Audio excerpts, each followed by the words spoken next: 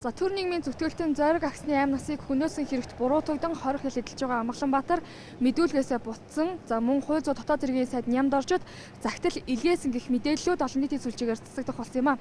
За энэ асуудалтай холбогдуулан бид хууль зүйн дотоод хэргийн яамнаас зарим зүйлийг тодруулахыг хүссэн боловч тодорхой мэдээлэл өгөх боломжгүй гэсэн тайлбарыг өглөө.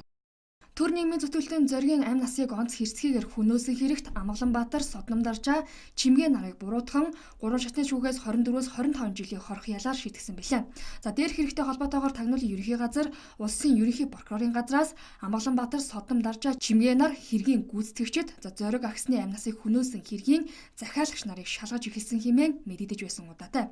За Амгаланбаатар хүн амны хэрэгээр хоригдож байхдаа шүүхийн шийдвэр гүйцэтгэх ерөнхий газрын нэр бүхий албан хаагчдад зоригийн 8 насыг хөнөөсөн гэдгээ анх мэдэгдснээр энэ хэргийг үйлдэгчид тодорхой болсон гэх ойлголт нийтийн дунд бий. За энэ нь ч үнний ортой гэдгийг албаны их сурвалжуудын хэвлэл мэдээллийн хэрэгслээр ярьсан ярианаас тодорхой харагддаг юм а. Тэгвэл сүүлийн үед зориг агсны 8 насыг хөнөөсөн хэрэгтэй холбоотойгоор өөр нэг ностой мэдээлэл захим сүлжээнд гарах болжээ. Тодорхойлбол хэргийг анх хууль хяналтын байгууллагад мэдэгдсэн Амгаланбаатар 2018 оны 12 дугаар сарын сүүлчээс эхлэн өгсөн мэдүүлгээсээ буцаж эхэлсэн гэх мэдээлэл байгаа юм а. За энэ талаараа хууль зүйн сайд Нямд оржид захидал хүртэл бичсэн гэлээ.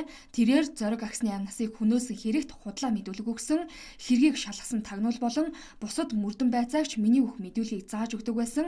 Энэ хэрэгт буруутагдаад байгаа Содном даржаа чимгээ нар огт буруугүй, тэднийг хэлц хэрэгт гүтгсэндээ харамсаж байна гэсэн утга бүхий захидлыг холбогдох албаных нь хөрвүүлсэн гэх мэдээлэл байгаа юм а. Мөн хэргийг шалгаж байсан мөрдөн байцаагчид Амгаланбаатарыг айлхан сүрдүүлж өгөх мэдүүлгийг үг бүрчлэн зааж өгдөг, түүнийг нь бэхжүүлэн авдаг байсан талаар болон мөрдөн байцаагчдын нэрийг маш тодорхой дурдсан захидал ирүүлсэн гэх мэдээлэл байгаа юм. За гэхдээ энэ асуудалд хууль зүйн дотоод хэргийн яамнаас өнөөдөр тодорхой тайлбарыг өгөх боломжгүй гэдгийг хэлж байна. За бид энэ асуудлыг үргэлжлүүлэн сурвалжлах болно.